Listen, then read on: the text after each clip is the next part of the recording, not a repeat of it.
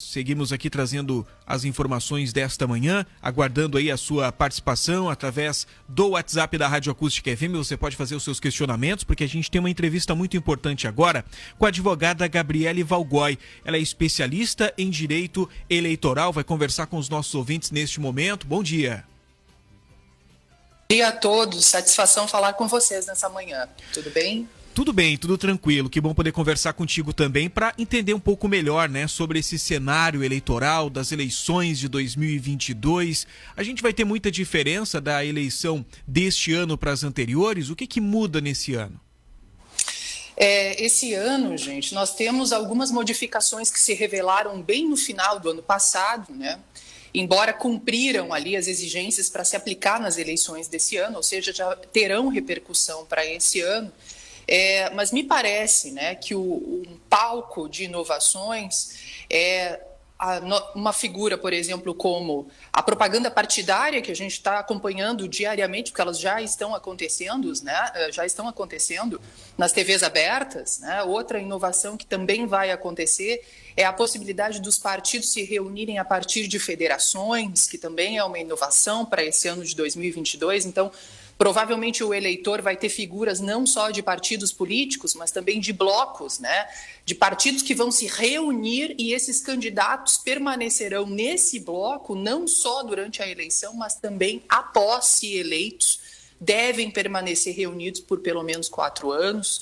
Existem muitas dúvidas ainda em relação ao cenário das federações. Ela é um instituto novo, muitas discussões provavelmente vão surgir agora no pleito e também depois, provavelmente depois. Outra inovação também no que diz respeito ao quesito eleitoral é a forma de contagem de votos, né, no que diz respeito a gênero. Então isso vai também sofrer uma repercussão para fins posteriores, né? Como é que agora a definição dos candidatos e como é que essa definição dos candidatos para o atendimento daquela cota de gênero que foi criada na lei das eleições seja então repercutida para fins de contagem de votos que devem ser considerados de forma dupla, né? Então tudo isso é um cenário de inovação, né? E fora todo o cenário de inovação legislativa, ainda a gente tem a efervescência política, que me parece, aí olhando sob o ponto de vista não só jurídico, mas também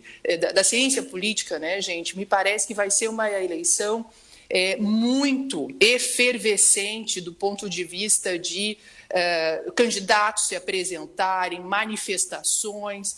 Acredito que nós vamos ter um pleito eleitoral bem, não vou chamar de tumultuado, mas provavelmente nós vamos ter um pleito muito de embates, né? Nós vamos ter muitos embates, provavelmente, nesse pleito eleitoral, e já estamos vendo alguns embates aparecendo agora, né? Surgindo, há pouquinho tempo tivemos esse embate do Lollapalooza. Então, vocês veem, a gente nem está ainda numa época de propaganda, mas a propaganda partidária, quem sabe, despertou, né, essa construção de já candidatos ou pré-candidatos, né, aqueles que têm intenção de participar do pleito, de mostrar os seus feitos, de se apresentarem à população, e a população responde a isso, né? A população manifesta o seu pensamento, né? Ela responde a isso. Então, provavelmente, essa é a minha opinião pessoal, nós vamos ter muitos embates nesse pleito eleitoral. Eu, pelo menos na esfera federal, não tenho muitas dúvidas. Vamos ter muitos embates.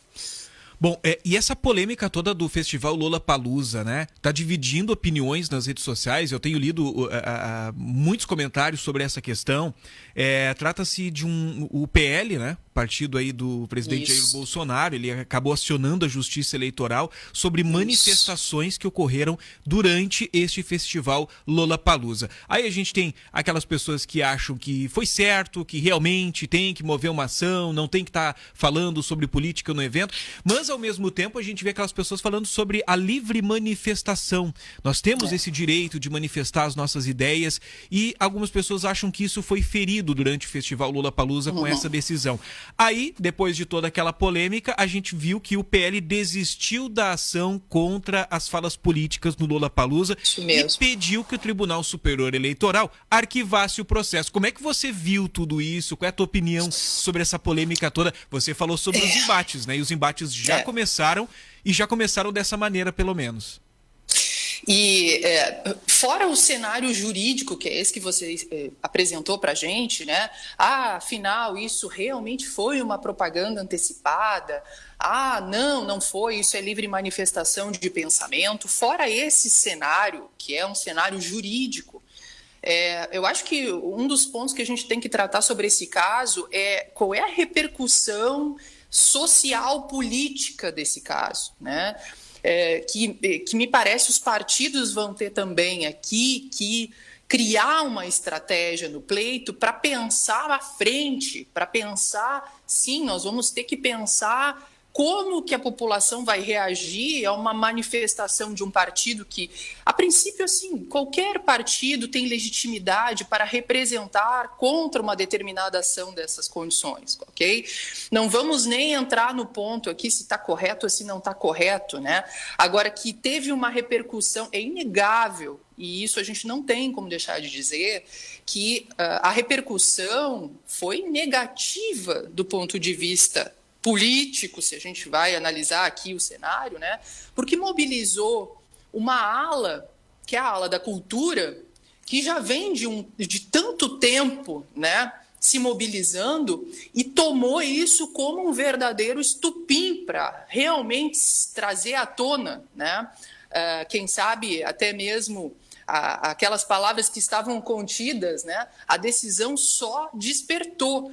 Então, no fim ao cabo, me parece que a decisão trouxe à tona que a população ela está acompanhando e ela quer se manifestar. E é importante que a gente diga que a manifestação da população foi algo que a própria lei das eleições teve a sua reforma feita desde 2015, até mesmo admitindo manifestações dentro das redes sociais, né, que era um dos grandes problemas, vamos dizer assim, né? Não se tinha essa regulação até 2015. Então, assim, nós temos hoje, e é importante que a gente diga, dentro da lei das eleições, todas as ferramentas de proteção a essa manifestação do pensamento, né?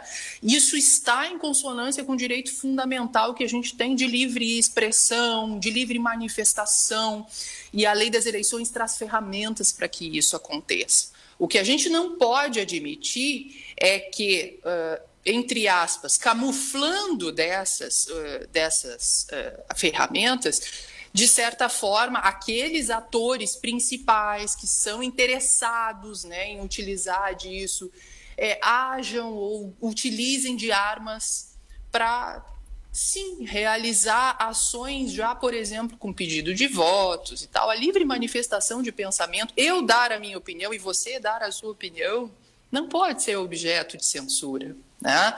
Agora, o que a gente precisa identificar é, num cenário maior, até onde isso pode repercutir ou não, quem é a pessoa que está ali, né? E uma das maiores críticas da decisão foi justamente essa, né? Porque ela acabou trazendo à tona vamos dizer aqui, né, um descumprimento da lei das eleições pela empresa que era a responsável pelo evento e não por aqueles que efetivamente se manifestaram, né? Então essa foi uma das grandes críticas dessa decisão, né? O artista, no momento da sua performance, ele tem essa liberdade cultural, vamos dizer assim, né? Assim como qualquer um de nós, eu, tu e qualquer um dos ouvintes teriam essa liberdade de manifestação. Agora, o cuidado mais à frente os partidos vão ter que ter como levar isso, porque isso, para que a Justiça Eleitoral emita qualquer decisão, gente, requer, e a Justiça é assim, requer que ela seja solicitada a se manifestar. Então, nada disso que nós estamos falando teria acontecido se o PL não tivesse ingressado com a representação, né? Então, e muito disso se vê do negativo que eu estou falando, justamente com o pedido de desistência, né? O pedido de desistência, me parece, demonstra bem isso. Acabou, quem sabe não era bem isso que estava se pensando e acabou acontecendo, porque a decisão foi nesse teor, né? Acabou acontecendo toda essa repercussão. Agora é importante que se diga que, não, embora exista um período da propaganda eleitoral propriamente disso, e isso está na lei, tá? Existe na lei previsto 15 de agosto como início do período da propaganda eleitoral. Então, é esse o período que o legislador reservou para que essa manifestação de candidatos, de pedido de voto, né, mais eloquente aconteça. Agora, ele se preocupou que essas manifestações que não sejam de pedido de voto, de eloquência, também pudessem acontecer. Desde 2015, a gente tem um sistema de regras, como eu estava mencionando antes para vocês, que traz a previsão, então, de que não configuraria propaganda antecipada, né, desde que não envolva esse pedido explícito aí de voto, né, menção de pretensa candidatura, exaltação de qualidade pessoal dos pré-candidatos, né? Então, assim, eu dizer que eu vou votar em alguém não é propaganda antecipada, né? Eu tenho essa liberdade de dizer que eu acho a figura X mais interessante do que a figura Y, né? É uma liberdade que me é garantida. E me parece esse aí foi o ponto mais forte, né? Porque a forma como a decisão, quem sabe, levou as ações ali que foram destacadas, acabou por repercutir como se a manifestação daquelas cantoras tivesse sido censurada. E isso hoje no país acabou, né, tomando uma proporção extremamente destrutiva, né? E me parece que se nós vamos começar assim, as eleições vão ser muito quentes, prometem. Isso é um indício que muitas judicializações ocorrerão ao longo do ano, né? A gente já começou com uma coisa, é só uma manifestação que nós tivemos dentro de um festival, já tivemos essa questão toda envolvendo, isso é só uma pontinha do iceberg do que nós vamos ter ao longo do ano de 2022 e vocês, advogados que têm essa experiência no cenário eleitoral, vão trabalhar bastante, né? E pense comigo, né? Assim como teve a manifestação provavelmente isso vai dar abertura de portas para outros partidos também pensarem em como fazer esse tipo de ação, em como, né, utilizar isso como uma estratégia dentro do pleito, né, gente? Isso é muito comum, faz parte do jogo, certo? Então, sim, concordo totalmente contigo, nós provavelmente teremos muitas judicializações e nós temos no Tribunal Superior Eleitoral hoje uma corte que eu acho que não só essa decisão já, algumas decisões a gente vem acompanhando, né?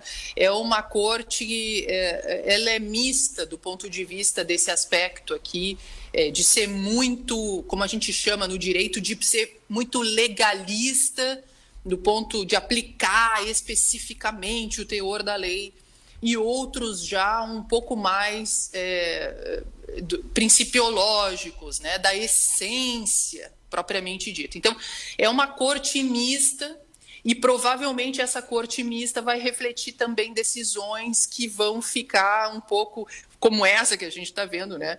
Aliás, essa decisão é interessante as pessoas entenderem por que foi um ministro que deu a decisão, né? Porque foi pedido liminar em relação a essa representação, e toda vez que a gente representa com pedido de liminar, o relator, no caso esse ministro, né, ele pode se manifestar já de primeira, né, que foi isso que aconteceu. Então, por isso que um ministro acabou decidindo aquilo. Se continuasse, se o PL não tivesse feito a desistência e continuasse, né, a corte toda, todos os ministros iam se manifestar quanto àquela decisão, né, para fins definitivos, né, que acabou não acontecendo. Então, a gente não soube qual seria a decisão da corte em relação a esse aspecto, porque a desistência acabou, né, cortando aqui a continuidade do processo. Bom, já que a gente tocou nesse assunto, como é que a gente vai lidar com a questão das fake news nas redes sociais nesse ano de 2022? Olha, depois dessa polêmica toda do final de semana envolvendo o Festival Lollapalooza, o que a gente começou a ver é uma pincelada do que vai acontecer ao longo do ano, né? Ao longo do ano. Muitas manifestações, muitas mensagens sendo compartilhadas e muito compartilhadas nas redes sociais que o mais leigo no cenário político percebia que nós estávamos de frente a uma fake news. É algo completamente absurdo, Sim. algo que não tem cabimento algum. E mesmo assim as pessoas compartilhando muito e acreditando em algo que é completamente inverídico. Sim. Olha, há uma mobilização que não é de hoje, é bem antiga, já pelo Tribunal Superior Eleitoral. Ele tem já instaurado um programa de combate à fake news, né? Então, existe hoje um monitoramento. Bom, a gente teve aqui uma falha nesse nosso bate-papo. Ela tá falando com muita.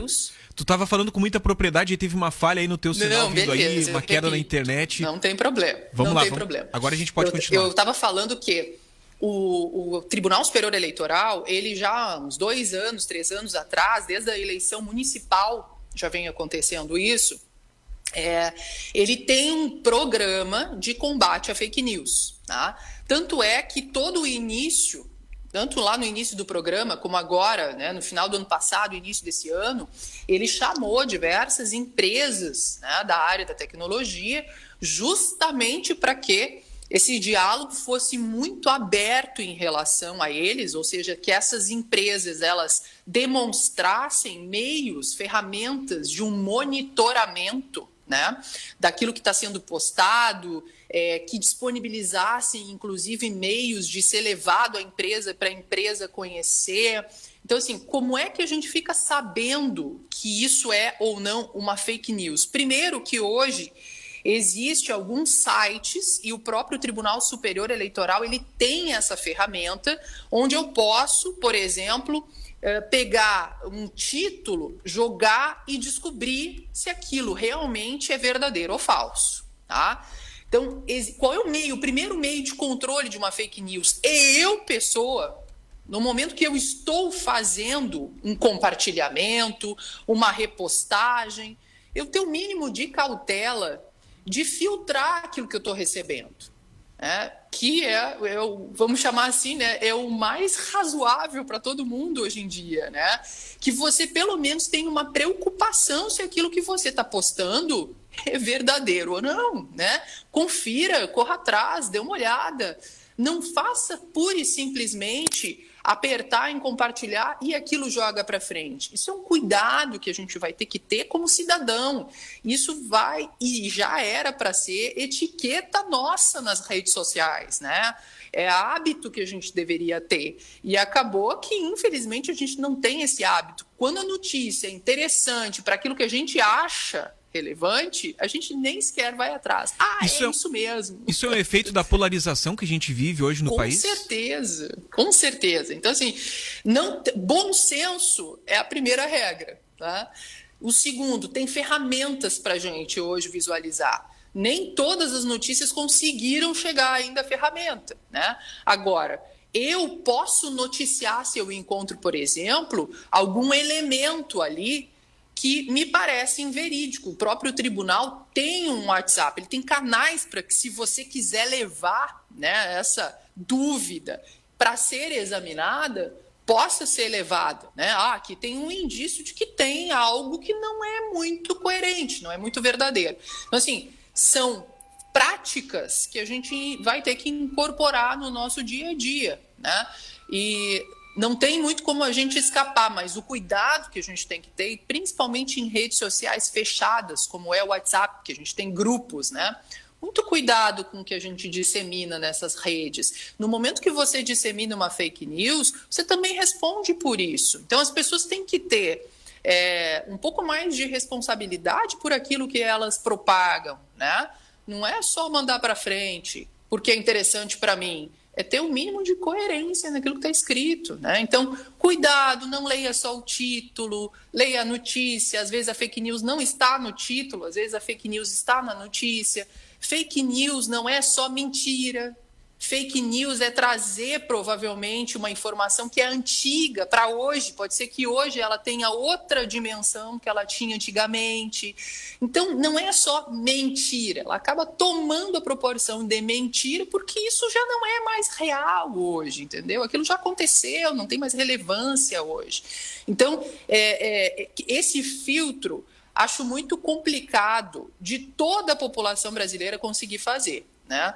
Infelizmente, a gente não tem, a gente está lidando em redes sociais há muito pouco tempo. Né? A gente é uma população que está usando rede para se comunicar há pouquíssimo tempo. E isso mostra muito da forma como a gente se comunicava antes, né? Que a gente também não tinha esse cuidado. E na rede social a gente só exprimia uma forma da gente anteriormente se comunicar. Né?